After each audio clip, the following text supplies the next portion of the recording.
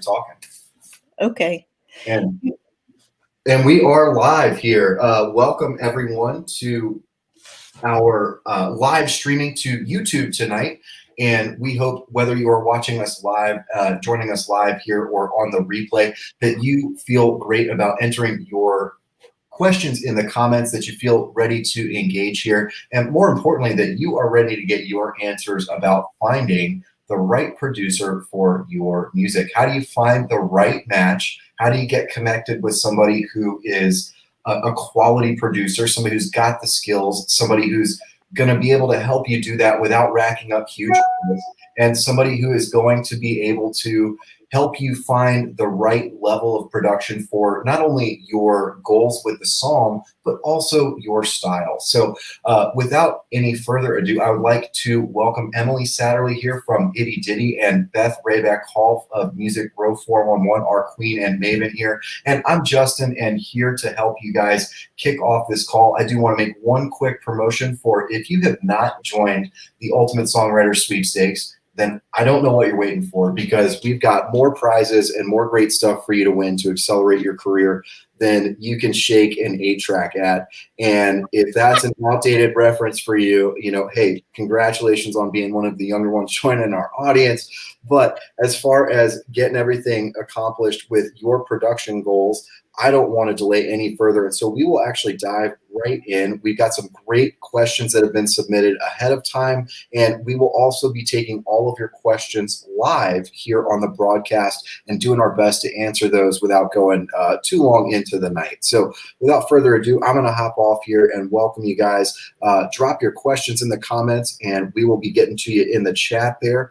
Thank you for watching on YouTube, on Facebook, wherever you're coming from, and we look forward to seeing you in the Ultimate Songwriters Sweepstakes. So welcome, Beth. Welcome, Emily. How are you guys this evening? Great. It's a little chilly here. We were at the beach last week, as you know, and yeah. Anyway, welcome, Emily. This is so exciting because I truly think you have come up with one of the more genius music tech platforms that I've seen in the last few years. Emily is a founder of a music tech company called ItyDity. And we're going to talk about that and all the terrific things they have built into this platform. It really is such a phenomenal tool. But Emily, I want you to give our viewers and our listeners a little background on yourself, because I will tell everybody on the front end that Emily is a badass, okay? She not only came up with this incredible tech platform that marries your music to the right producer and all sorts of really innovative bells and whistles, which she's going to talk about. But, she built the whole platform. Everything you see on her website, that's her. Now, I'm the person that could get myself kicked off the internet with a click of a mouse or my finger. So I want Emily, our brilliant, oh, what a great guest she is. Emily, why don't you tell us a little bit about your background in music and what inspired you to create ItyDity? Thank you, Beth. You're always the best at wonderful intros. And you've been like such a support system since we came to Nashville. So yeah, thank you. Musically, I've been somewhat involved in the music industry since my early 20s. But my first initial jump in the pool into music was I was a songwriter myself. So I was making music in my early 20s, living in Southern California, and playing out live in bars and coffee shops, and got into working with producers in home studios super quick. Because right when I started playing out, I was approached by a producer, and it never was on my mind to produce music up until that point. But when that happened, I started producing my songs with him, and I got it's kind of like a high. Everybody knows going in and recording your music is kind of like a high. And so that kind of became just a passion of mine. And I liked doing that, and ended up going to school to learn a little bit more about music production after that. And producing my own songs, and I got involved with artist collectives. I've been leading songwriting workshops and pairing artists with producers in studio in Southern California for over 10 years. That workshop still exists with my co-founder from that, still taking that over and running with that. I launched an indie label after that with some other colleagues, same thing, worked with artist development and helping artists navigate getting their songs produced in kind of this DIY world. And so for like 10, 15 years, I was just right in the thick of it, seeing all of the pain points that existed in doing that. And there are a lot of them. Yes. And I just thought that there could be a better way. And I started ItyDity about 4 years ago to solve those problems that I saw in the industry. And it's been a crazy 4 years because I think, I knew how prevalent it was in my world, like in LA and just with my friends and the people that were around me and that we were coaching. But I just have seen over the course of building this, now I talk to so many artists, just like how much of a crapshoot it is to try to navigate music production all on your own. So hopefully we're going to get into some of the other issues that come up in that later on in the broadcast. So when do you sleep? Actually, lately I have been doing like 4-hour cycles. Oh my goodness. Yeah. So lately it's been crazier than normal. And in the beginning it was like that too. Then there was kind of like a middle ground where things were smooth sailing. But it's good. I'm excited. Well, we're so excited for you and to have you here tonight. But for our folks and your commentator here, could you explain what ItyDity means? Sure. Yeah. ItyDity is ditty is a song, but usually spelled with 2 T's. Like it's like an old term for a song.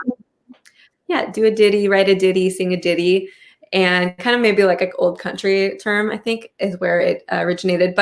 And then itybity, ItyDity is a play off Itybity. It rhymes, so that kind of fit the musical tone.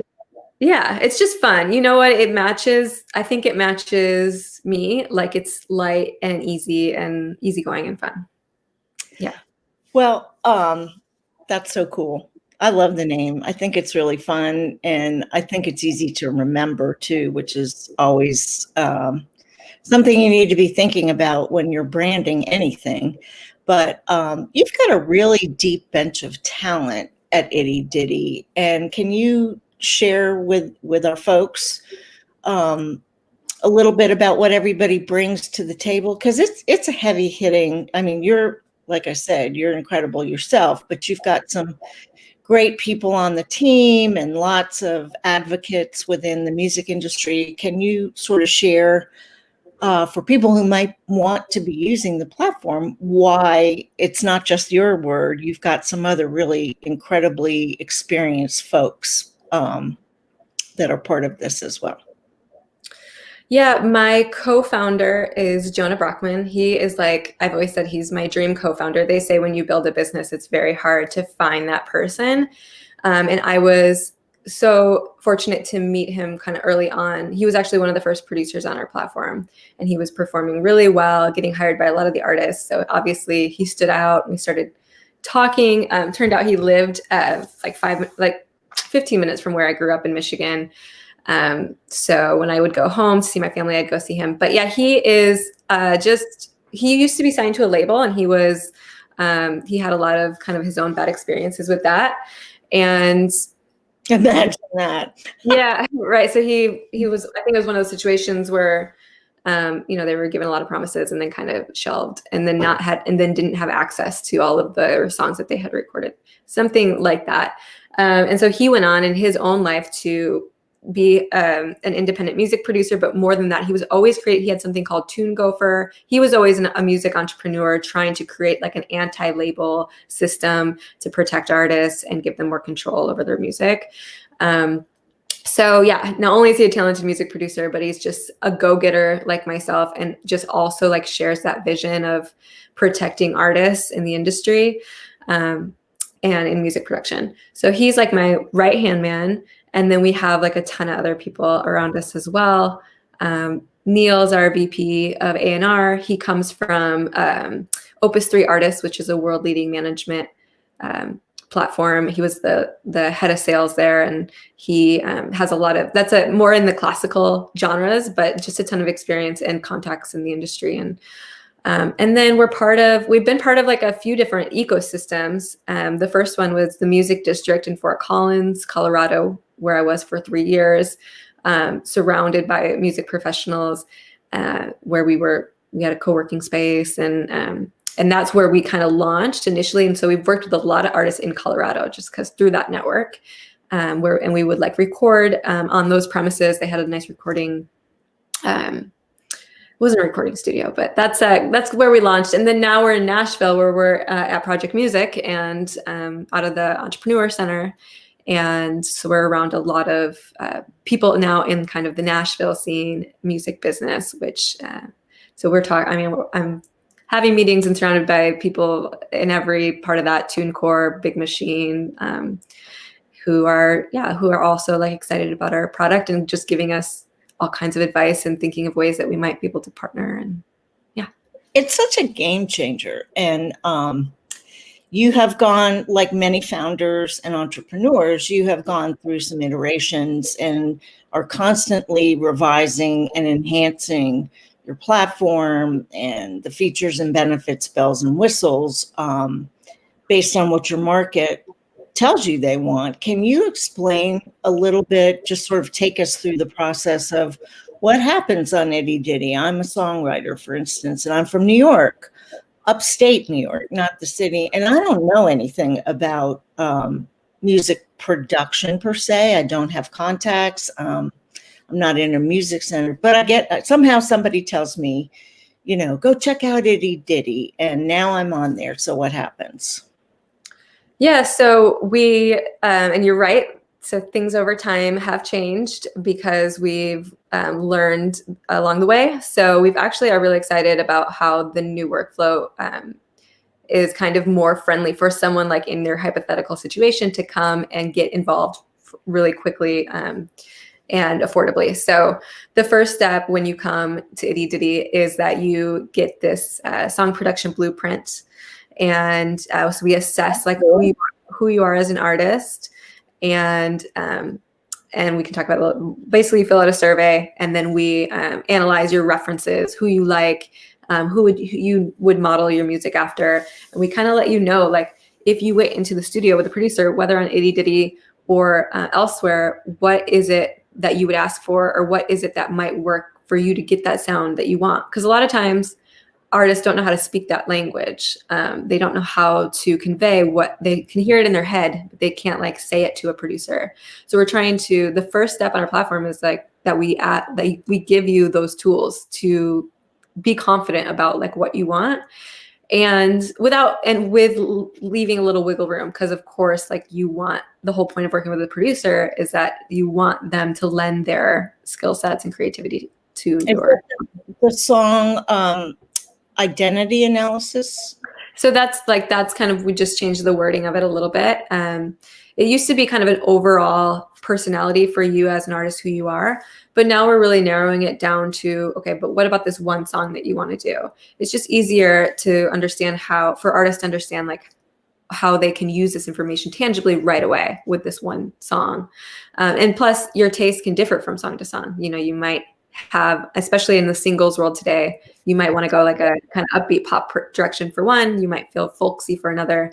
So we wanted to really narrow that like personality assessment into a song production blueprint just for one song you want to do. That's really cool. I would think being able to utilize that, for the indie artists out there would help you target specific playlists in a variety of DSPs or other, mediums. They're popping up like mushrooms, but that's so super cool. And so the song prep, let's talk about that for a little bit, because that's kind of neat too. Well, that's part of it. So that's the assessment part of it. And that's the thing too, like we used to have it so the artists could come on and kind of list what they want. They could listen through audio samples and check what they thought they liked. But it was really intensive, especially for like an artist new to it, to sit down and it could take like a couple hours sometimes for them to kind of listen through all of these different genres, we would have them say like, listen to this, tell me if you like it, tell me if you don't. Listen to these instruments, tell me if you like it, tell me if you don't. And it was, that to us seemed like it was an intimidating process for artists. So instead, what we're doing is just having them list their references, and based on, like, so you exactly, you're like, instead of having to do that whole exercise, we kind of do it for you. So you're going to tell us what songs you like and what songs you hear your song sounding like, and obviously not copying. And that's why you have different songs. You're like, I like this song and this. You have 3 or 4 different songs, and you're kind of blending them together to create your own unique sound. But instead of having to, the artist, having to like dissect these songs yourself and try to figure out what are the effects in the song that I like, and what kind of bass is used, and what kind of keys and what kind of synths. First of all, you're probably not going to know that unless you've studied music production for 10 years or longer. It's hard to really identify what you like or why you like it. So we're doing that for you, and we're empowering you to now know. So you're saying you like the bass, we let you know what kind of bass that is. So now when you go into the studio with a producer, you can say, I favor the upright bass, or I favor a retro effect on my guitar. You can also say, these are all of the subgenres that I mostly like favor Americana, but I have a little bit of 80s electronic too. And so you have this whole identity for yourself. So yeah, it's semantics of what we will maybe end up changing the name of it again, but right now it's the song. That's all like the song production blueprint for you. Wow. Yeah. That's really fun. It's kind of like having a giant Lego set for songs, playing around and seeing what your outcomes could look like just by moving the blocks. And wow, that's really cool. Wish that had been around when I was doing demos and producing music, but that was in the stone age. So let's talk about the producers. You have an extensive list of producers from all over the country in all kinds of genres. And let's talk about how this is beneficial and the vetting process that happens with the producer side of things. Yeah, so that's like the big problem in the industry is how does an artist vet a producer and make sure that they are the right producer for them? They're going to do a good job. It's going to be a fair price, and they're going to get that quality product at the end. And especially that's really hard right now because the market is really saturated. Since home recording equipment has become so affordable and accessible, pretty much anyone can say that they're a music producer, right? I mean, they're everywhere. And noise. So how do you know which one is going to be good? And I went into, and I'll answer your question in a second, but I went into producing my own music too for a while. And I totally get that, once you're producing, you reach a new level and you think like you're really good. But then you work a few more years on it and you're like, okay, it wasn't that good. And I think that that's what happens a lot with these DIY producers is that I don't know that there's a lot of any way for them to even like quality check themselves to know like if they are producing work for their clients that is at market level. So there's a lot of just issues with how do artists know that they're going to get a quality product, and how do they know? And because producers can vary so much in their influences and styles, how do they know they're going to be a good fit to give me the sound that I want? Well, the consistency, because what they did for somebody 5 years ago might still sound like 5 years ago and not today, right? Totally. Yes. Because that's a thing too. You have producers with all of these big credits. I will say that, you want to double check those credits and references. A lot of times that doesn't mean that they produced the album. It might mean that they lended some kind of instrumentation to the song. So first of all, that's an issue. I don't think that that's any fault of the producers or anybody. It's just maybe a miscommunication of what those credits mean or not understanding that. So first of all, that's something to be aware of. Just because they have worked on some with some big artists doesn't mean that they were the producer for that song. But even if they were, to your point, that was a great record back then, and that was a great sound at the time, but it might not be pushing boundaries now, and that they might not be able to deliver a sound that could push boundaries now and create a new sound for you, or a sound that matches you.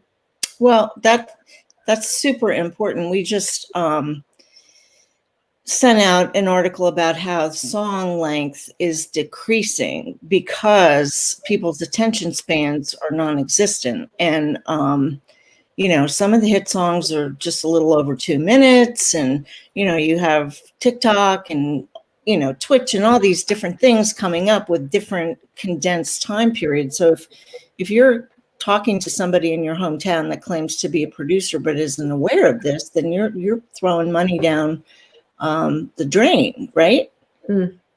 Yeah, if those are your goals, right? Exactly. If your goals are, and that's a great goal to have, I think, for anyone. Even if like that's not your goal with your main music, sometimes you might want to make one song that might fit a commercial in order to now give yourself a platform to advertise this other music that you have. But yeah, if that's a goal for you to be kind of staying with the trends and what is getting picked up and licensed, and you're not working with someone who knows how to create that music, then of course that's not going to work out for you. Yeah, I think what I hear over and over from artists is really just the influence thing, that they need to work with a producer who has common influences as they do. So I think that's important to look for. And that's not that hard to do. I think so I like to give tips to people to not just to come on ItyDity and be matched with a producer through us, but just when you're on your own looking at a producer and trying to think like, is this person going to be a good match for me? I think that's a really good qualifier. If you guys share common musical influences, then you're more likely to get a sound that you want. So ItyDity is like Music Row 411, and we're so thrilled to have you as one of our village people, because what people may not know about ItyDity and Emily is that they are also advocates for indie artists and songwriters and do a tremendous amount of advocacy, but education through their newsletter. And as you've heard Emily mention, they're constantly sharing tips to, it's not just, sign up with us and give us your credit card number. It's like, hey, we really want you to succeed, and think about these things before you go into the studio. Or maybe you're coming out with another record, or this is your first record. Here's some things you might want to think about. And why do you think that is so important, Emily? I know you're such a champion of so many people and things, but maybe sharing a little bit about your perspective on that would be good for our folks who mostly, are at the beginning of their careers or trying to do something independently. Yeah, I think that I am, very protective of artists. And I think that that's what I realized in my own journey, was that is missing from DIY. There's no one, artist development doesn't exist. And not only does artist development not exist today, like it did in the old industry, there's very little education, and there is things online, but it's really just hard to know of those who to trust.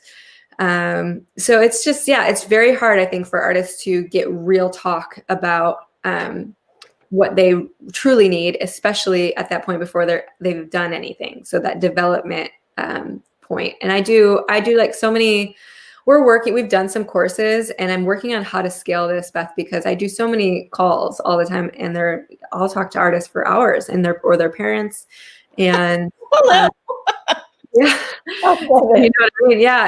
And so there's so much information that people are hungry for sure. And I love, and they're so kind of lost at those early stages. And so we are trying to think of like how those tools we're going to build out to scale. Because right now, to be honest, most of those tips that I give and that guidance that we give is really with those one-on-one interactions more than anything. But yeah, and our niche is music production, and that I'm not gonna, I don't have a formal background in I have planned a couple tours for some friends, but that's not like my forte. I can talk to you about why having good produced music will help you land better gigs and build a better tour. But our niche is really music production and knowing that process. So the one course that we did do and that we're writing a book around as well is that process. What is that process? What is it? What is a music producer? How do you prepare for the time in the studio with them? And that again is a lot of the tools that we're building out, like knowing what you want and who you are.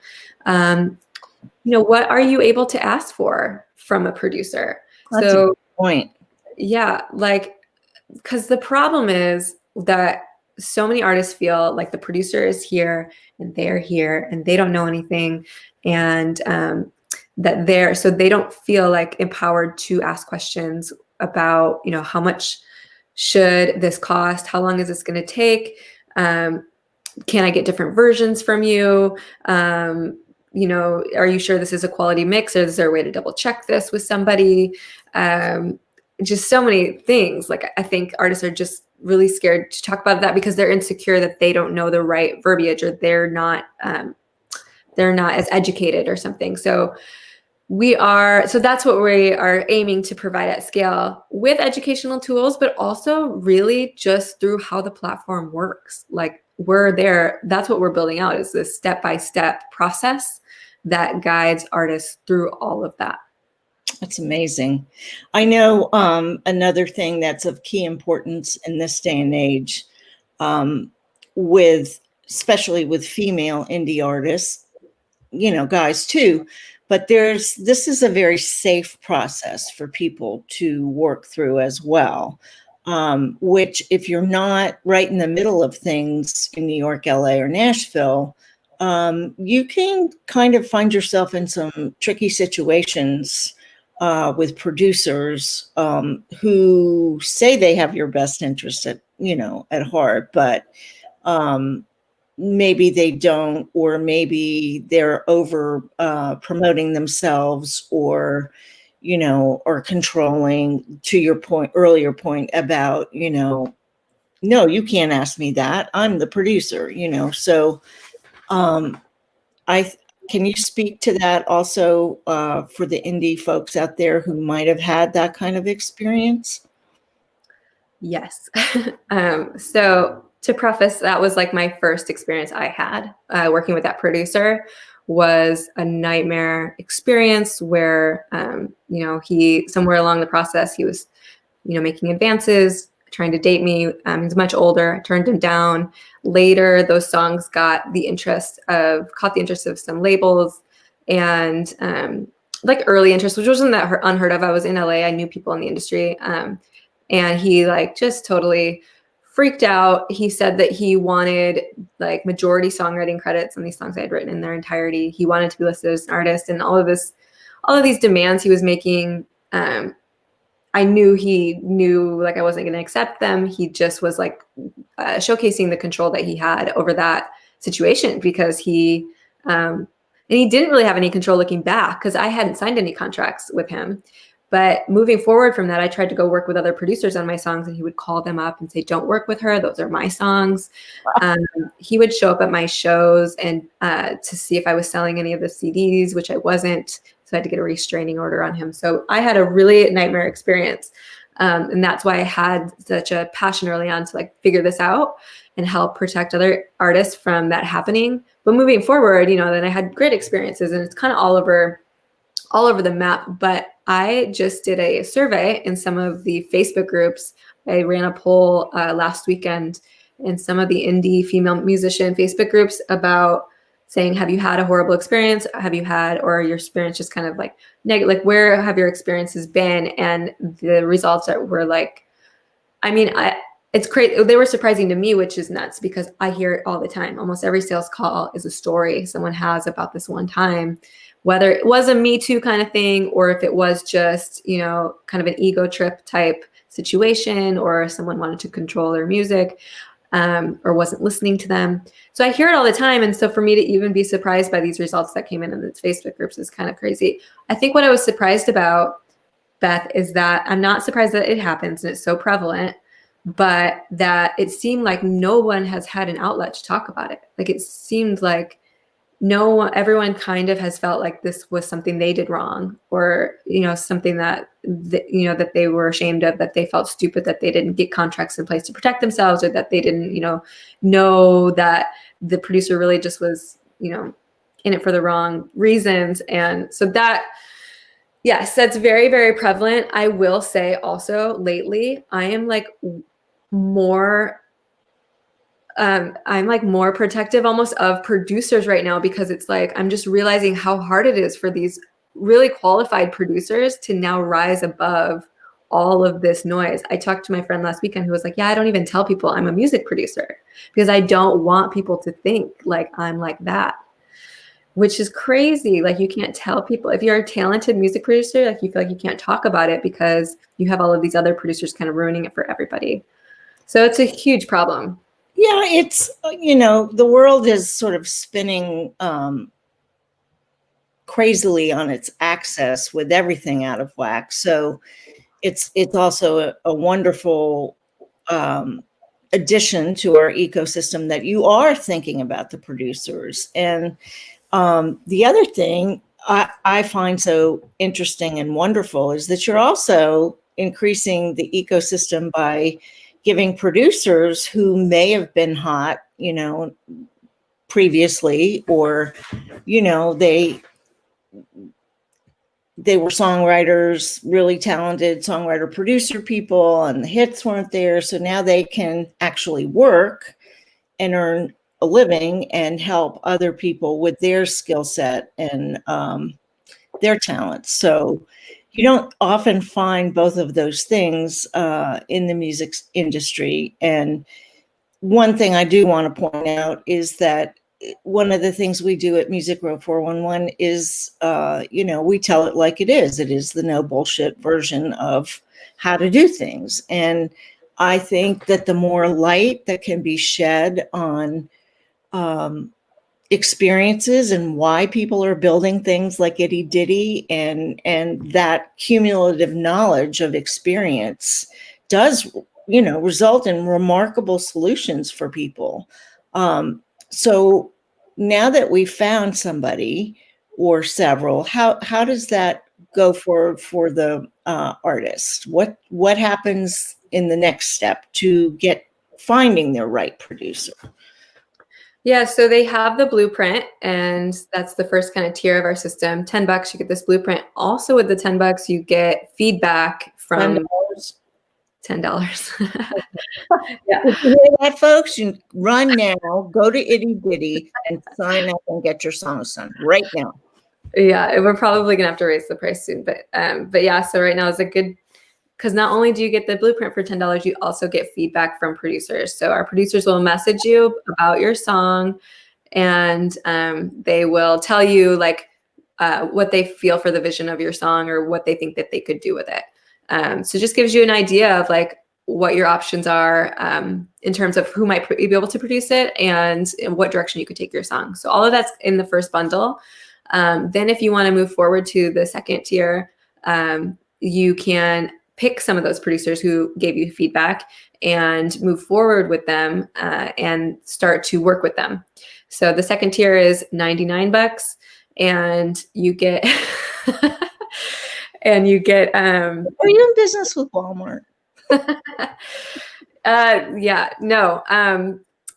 We just kind of created this new tiered system, and we probably these prices will only be for a few months, maybe a couple months, but I don't see them going much higher. We thought about maybe doing like 20 or $50 for the first tier, a couple $100 for the second tier. So I don't think it'll go much higher, but it's definitely going to be as low as it will ever be right now.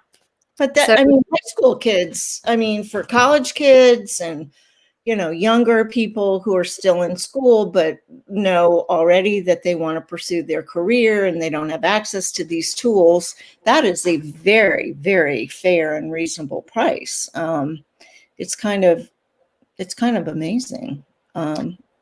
Yeah. So for the $100, the $99, you get to receive actual rough draft versions of your song from your favorite producers. So say you have 50 producers give you feedback, and you look through their profiles and you choose 5 of them of your favorites to move forward with. And those 5 actually then will craft, and they'll go in their Pro Tools and they'll add some rough instrumentation or ideas for your song that you can then actually.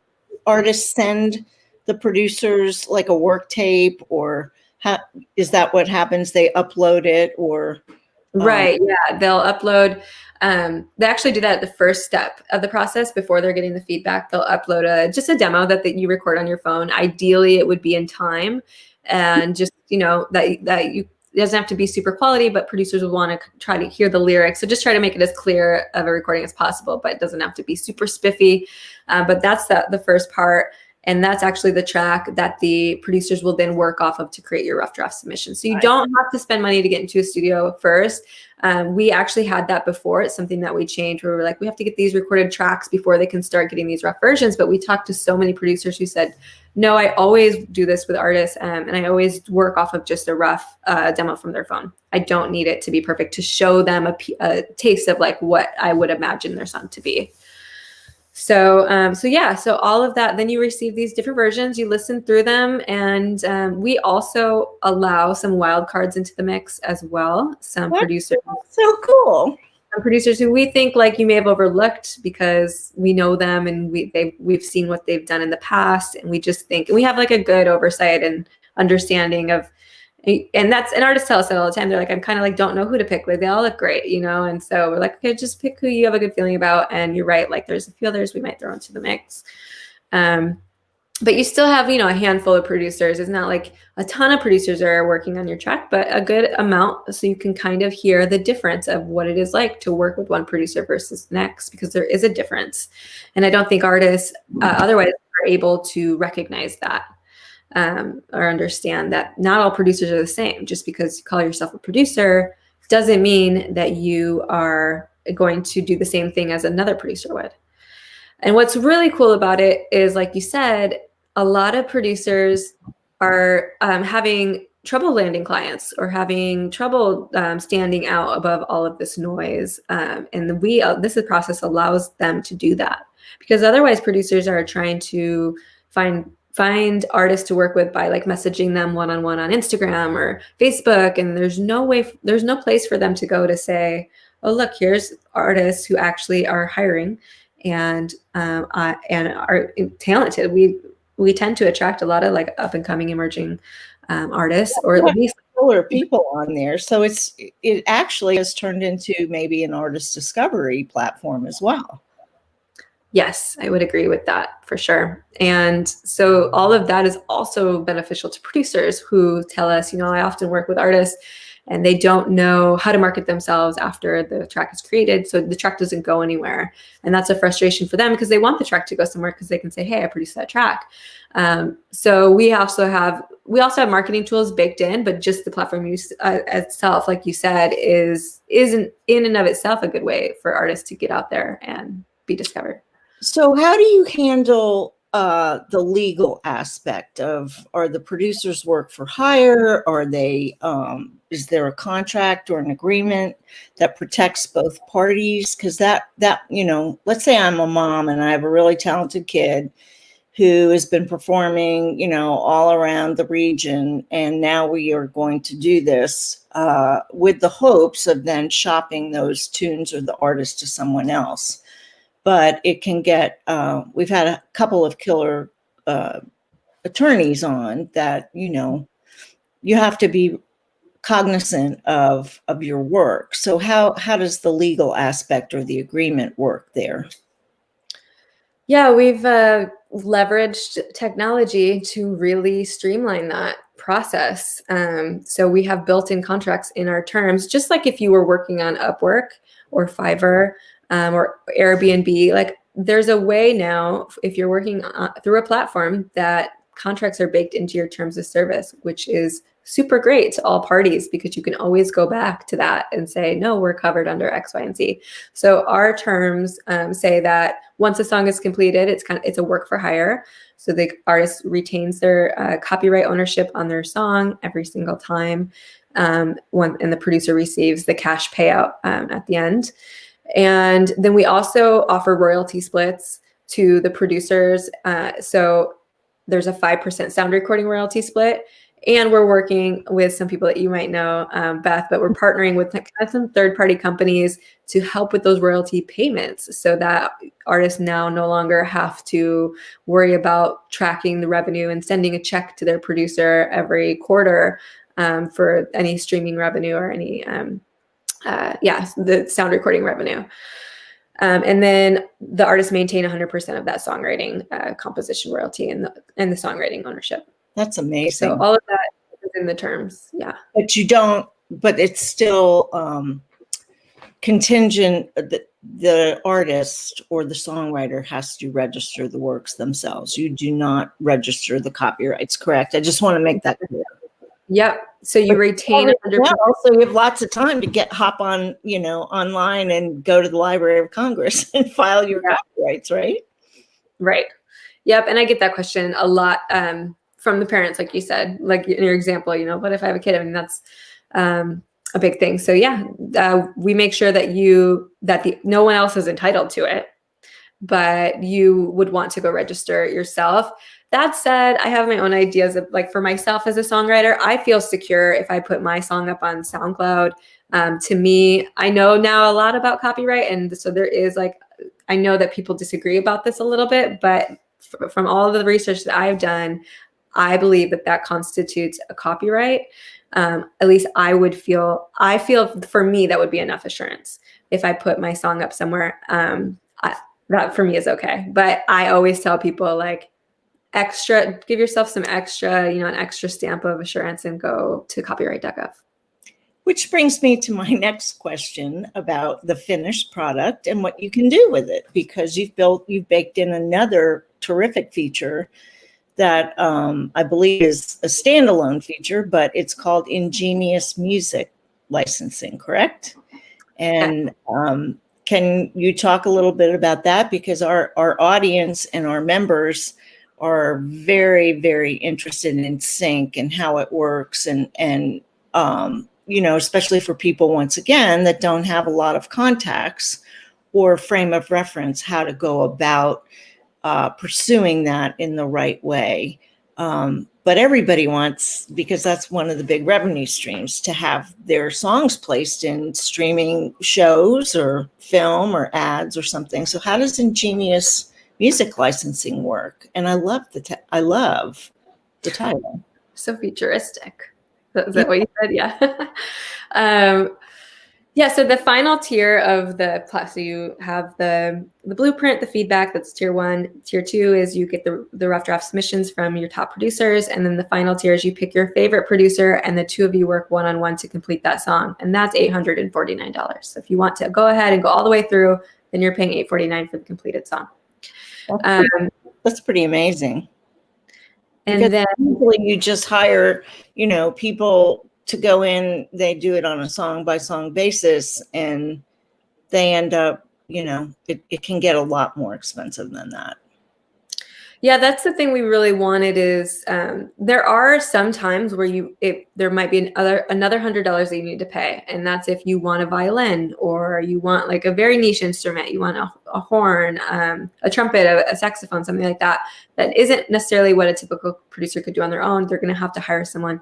So that's the only scenario where you might pay more than what is stated than that $849. And that is something we really wanted to do, because we hear from artists all the time. That's one of the number one situations that they've encountered, is they were told one price and then, dragged out forever, ended up being, $4,000, $5,000, $6,000. And that happened to me with a different producer that I worked with as well. So we don't want that to happen. And we think that we've created a structure in which that will never. It doesn't have to be the case right now, but when I saw your face with the $849, to your point, that is very like on the low end of what production is. And we do think that we can give everybody an idea if they haven't produced something, but they want to, what you could, especially if you're not savvy about it, end up spending with a producer, etc., to get a, fully produced, go to market, track. So what should it cost, or what does it cost? Sort of a ballpark range of what people, how this is saving them money, time, aggravation, and ensuring that they are going to get what they want. Yeah. And again, so if you work with ItyDity or you work off of it, that's something you want to know, have that in place at the get-go. Okay. Like, what is this going to cost? Do not be scared to ask that question. Say, I want something in writing of what the splits are, what this is going to cost. Because if you don't, oftentimes are you paying by hour? Are you paying by project? And that can quickly add up and leave you with a few $1,000s over what you thought you were going to spend. And that is not the exception to the rule. That is like, that happens a lot. I hear that story a lot.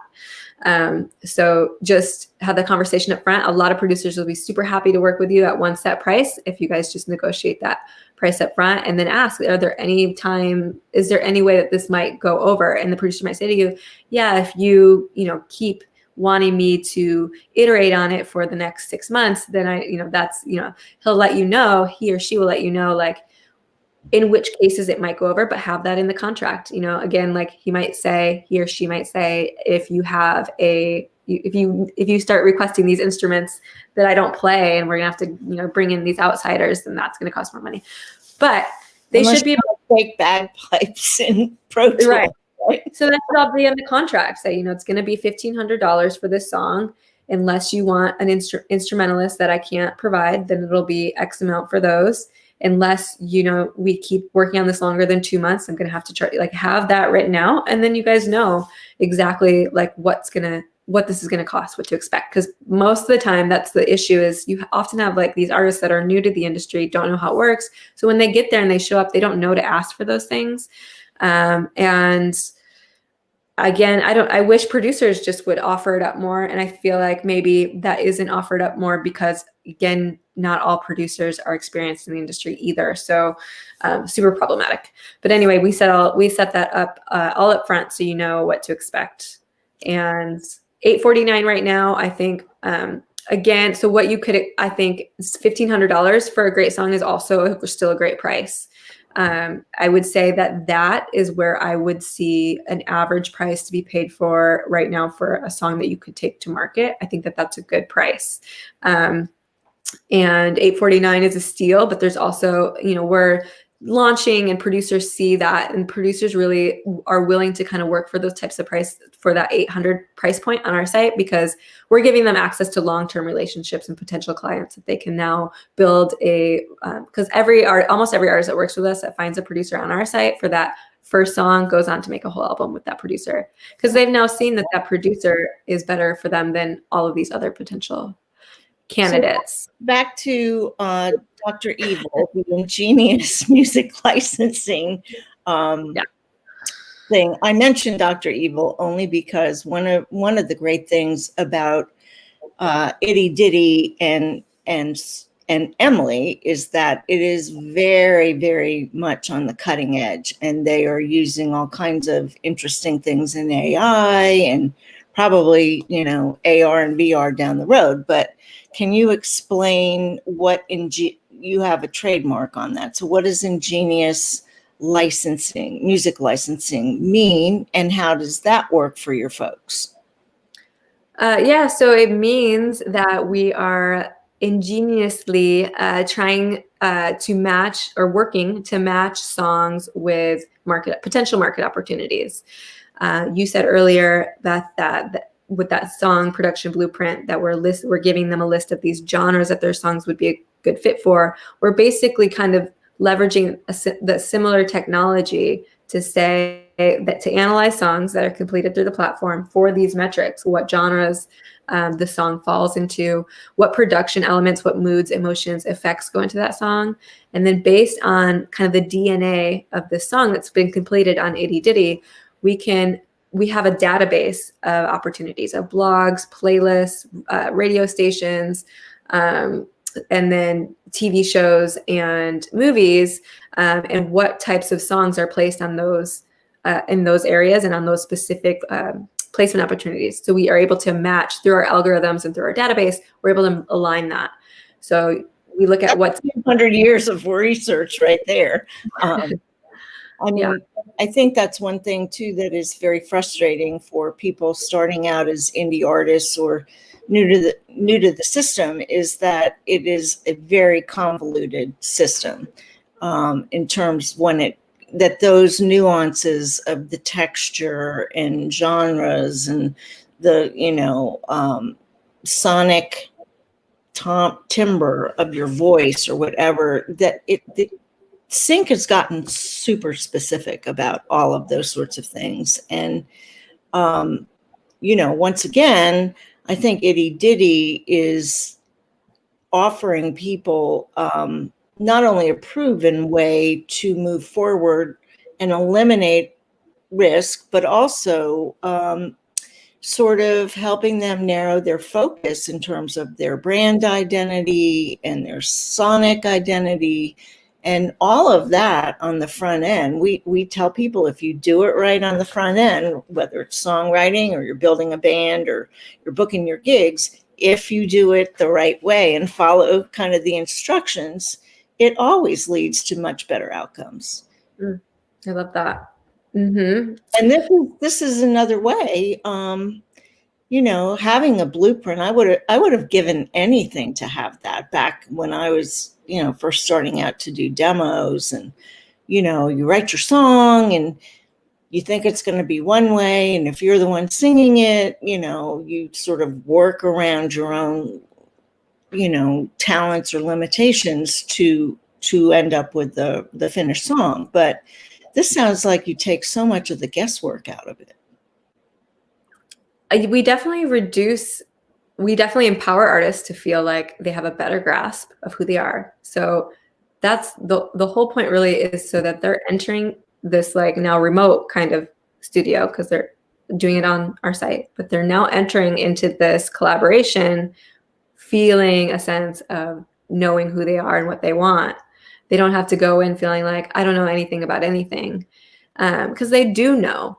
They just need help. It's just like artist development, like we talked about, like how it used to work with labels. Labels would have they would identify talent who had something to say, who had a unique sound that they didn't exactly know how to express yet. And they would give them people and mentors and tools to help them flesh it out and match them with the right people and help them feel confident, so that then they could, go ask for what they wanted and explore and create with confidence instead of coming from a place of insecurity. And that's all the thing from the industry. Safety net too, because if you signed a contract, it was for a period of time that had breathing room to grow. And nowadays that's not, not true so much. Right. Yeah. There's that, like, I forget, the manager who managed Prince early on in his career talks a lot about how he thinks Prince could have never become what he became if he hadn't had that nurturing environment. The label, didn't give him that early support to flesh out his sound. He thinks that we would have never had an artist like Prince, and that's what everything that's wrong with the industry now is. It's like DIY is supposed to be like this artist empowered thing. Oh, you can do everything yourself. Isn't that empowering? That's not empowering. Like, you need help. You need support. You need people that will allow you the space and give you the tools to become better. Well, it's like baking a cake. I use that analogy a lot. If you use really, incredible butter, artisan butter, it has a much different taste than if you go, to the supermarket and you just buy the generic brand. So what you put into your songs, you should always be thinking about those things as an investment in you. And it sounds like you could literally, with this platform, have an experience that could launch a long-term relationship with a producer, which then leads to, if your music sounds good or sounds great, like you said, you're going to get booked in clubs or festivals, because people are, especially in the industry, very first impression. I mean, and we talk about that a lot too. Don't go out there half cocked with, inferior quality, because now there are just too many ways to do something the right way and do it well. And you've just added you've taken it to a whole nother level with ItyDity. And I imagine, knowing how your brain works, Emily, because you're so incredible, what would you like to see, say, down the road, 3 to 5 years for ItyDity? Got any insights for that? Because I know you're always thinking. The big dream right now is just that we are the place to go. We would be the place to go to get started with a song, whether it's get started in your career or you have a career already going, but you want to go a new direction, find somebody out of your network.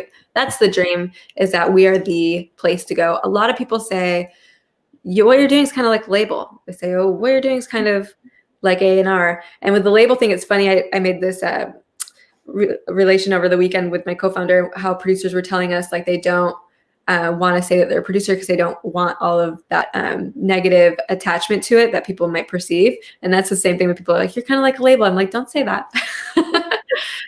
Which, I never had a label experience, so I don't know. I'm sure they can be great, but I think that carries a lot of weight for a lot of people about what that means, because we have heard the horror stories.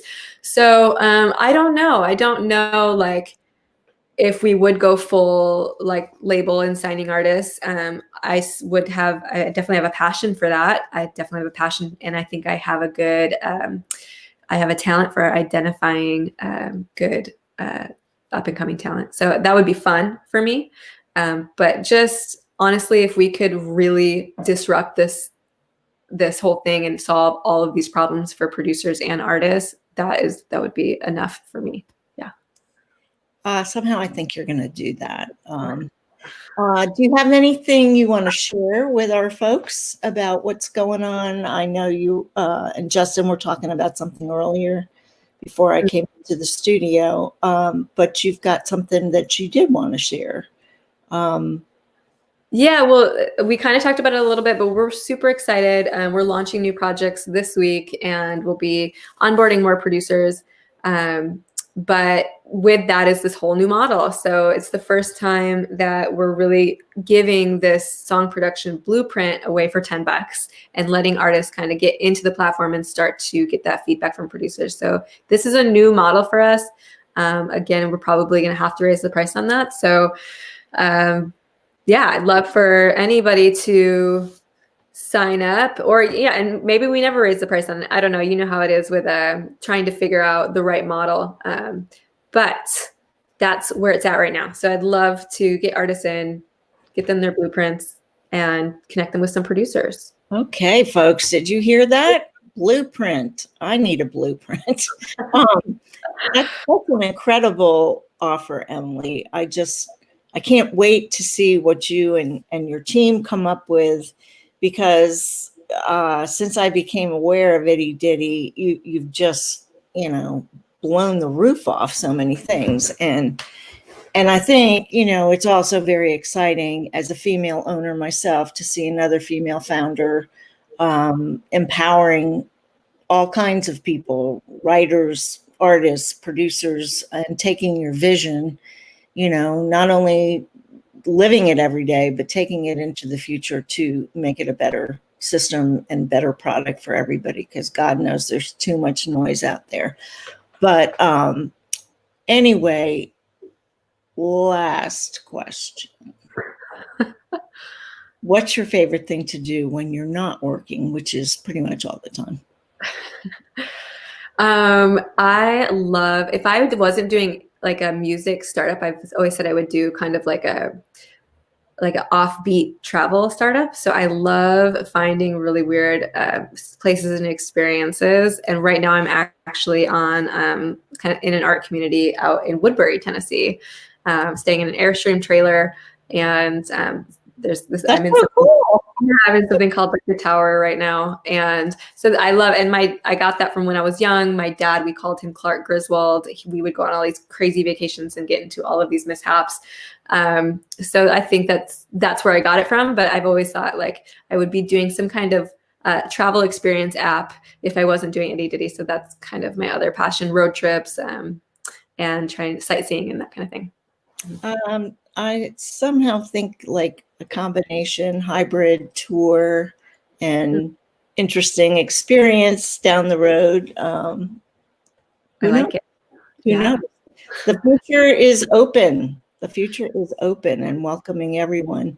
Thank you so very much. We're right up on our hour, and we thank you so much for your time, especially since you are off on an adventure. And we will be sure to be sharing all this everywhere so people can access it. But for those of you who can't or haven't joined us late, it's www.itydity.com, ItyDity.com. And you can, what are your social handles so people can follow you? ItyDity on Instagram, Facebook, ItyDity Music on Twitter. And this woman is a machine of information and great stuff. So I highly recommend that you follow her and sign up for all the real juicy stuff that comes out of that platform and those brains, because trust me, it's going to help you.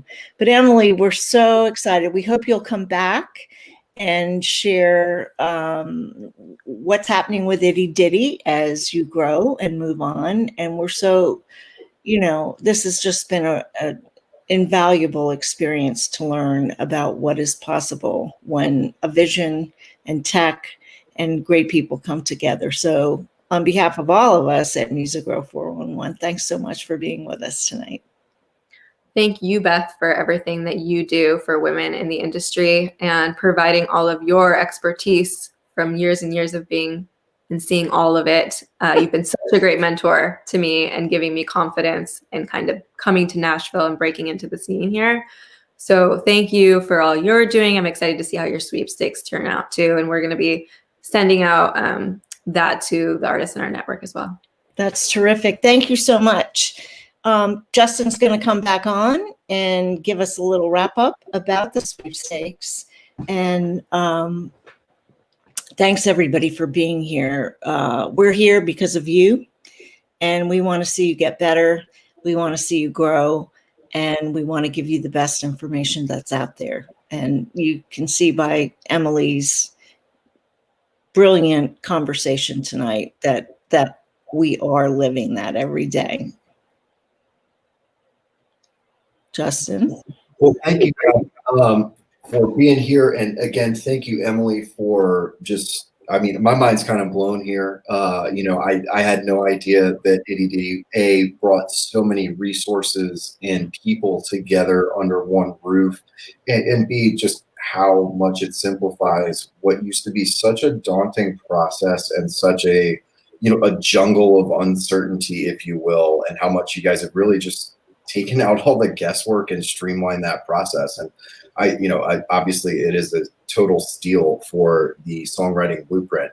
And guys, just in general, hey, investing couple $100 in knowledge, right? In taking shortcuts, in finding the faster route to get to your goals is a big part of finding success without going through the school of hard knocks. Hey, there's been countless people that have done that before you. And so why not take their experience and turn it into your wisdom for literally pennies on the dollar and seconds on the years? So if you're really thinking about how do you accelerate, how do you advance your career, it's use shortcuts like ItyDity to find a great producer, to find someone who's going to be a great match for your music, who's going to get you a fair and equitable price for a defined set of work. Which, if you haven't done this stuff before and you don't know what a nightmare it can be to get into the wrong scenario or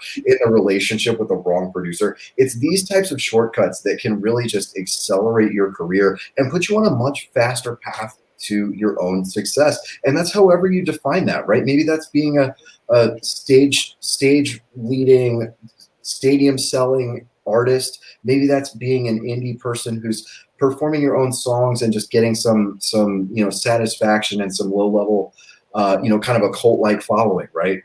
Whatever your dream is, anywhere in between, invest in shortcuts to get there faster. And one of the easiest ways to do that is entering the Ultimate Songwriter Sweepstakes from Music Row 411. What we're here to do is help you accelerate your career. We want to provide you with great knowledge, great resources, great tools, and a great community to grow yourself, grow your skills, and ultimately help you write better songs, book better big gigs, build a better band, and enjoy a more successful, more fulfilling, and experience less struggle when you're pursuing your career in music, because this industry can be brutal. It can be unforgiving, and it's damn sure not for the faint of heart. But the Ultimate Songwriter Sweepstakes is here to give you insider knowledge and put you on the fast path towards achieving your goals. Now, on top of the free stuff that we're doing for everyone who participates, like these sessions and others, to put you in touch with knowledge, we are also offering some really sweet prizes. And I'll touch on those really briefly before we wrap up. But we are doing things like giving you a half day of career coaching from a Grammy-nominated songwriter. We're hooking you up with an hour of navigating the minefield of sync and helping you get successful placement for your music on TV and television. We're hooking you up with vocal coaching. We're hooking you up with a free website. We're hooking you up with courses to help you get better at all of these things. Lifetime access to the Music Row 411 industry education platform, and so much more. Now, there are a bunch of chances to win, so you don't have to be the grand prize winner to cash in on this sweepstakes and win some really cool stuff. And ultimately, the more that you participate and basically help people discover what we're doing, the more we want to reward you by giving you more opportunities to win. So go to sweepstakes.musicrow411.com. Thank you so much for being here. Thank you for participating in the session or the replay here. And if you have questions, feel free to drop those. Please check out ItyDity at ItyDity.com. And Emily, we look forward to hearing more from you in the future. Thank you, everyone, for being a part of the broadcast. We look forward to seeing you, A, as part of the sweepstakes, B, on ItyDity, and C, on future broadcasts. So take care, have a great evening, and stay safe, everybody. Thanks, everyone. Wear a mask and vote. Thank you.